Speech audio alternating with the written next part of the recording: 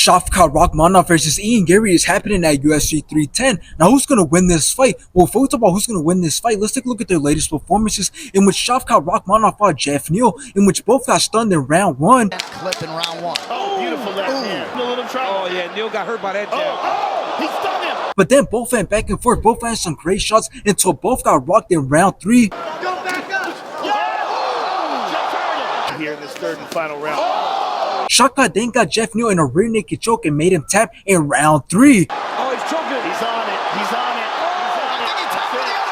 After this, Shavkat Rakhmonov went on to fight Stephen Thompson, in which Shavkat took control of round one with his grappling. Shavkat then got Stephen Thompson in a rear naked choke and made him tap in round two. Now let's take a look at Ian Garry's latest performances, in which he fought Jeff Neal as well. But this was a very boring fight. Ian Garry was just running for his life, but he still managed to outland Jeff Neal, and he ended up taking it by decision. And still undefeated, the future. After this, Ian Garry went on to fight Mako Venom Page, in which it was another boring fight. Ian Garry took control of the whole entire fight with his grappling and ground game. I mean, you could just tell Ian Garry doesn't get any love at home, and Ian Garry ended up taking it by decision. And still undefeated, the future. Now, this fight being made was definitely not the best fight. It definitely would have been better if Kamaru Usman would have stepped in instead, since it would be a much better and closer fight. But at the same time, I think it's only fair if Kamaru Usman gets a full training camp in a fight like this. So now that we got Ian Garry fighting Shavkat, that means that if Ian Garry wins this fight, he's going to be next for Bilal Muhammad, which is crazy. So now let's talk about this fight. Although this is a big step up for Ian Garry, at least it's undefeated versus undefeated. So that definitely raises up the stakes, since somebody's going to have to lose their O. So now let's get right into it. Can Ian Garry, who's undefeated with the record of 15 wins with 7 knockouts and one of those wins coming by submission, beat Shavkat Rakhmonov, who's also undefeated, except he's managed to stop all of his opponents with 8 knockouts and 10 submissions?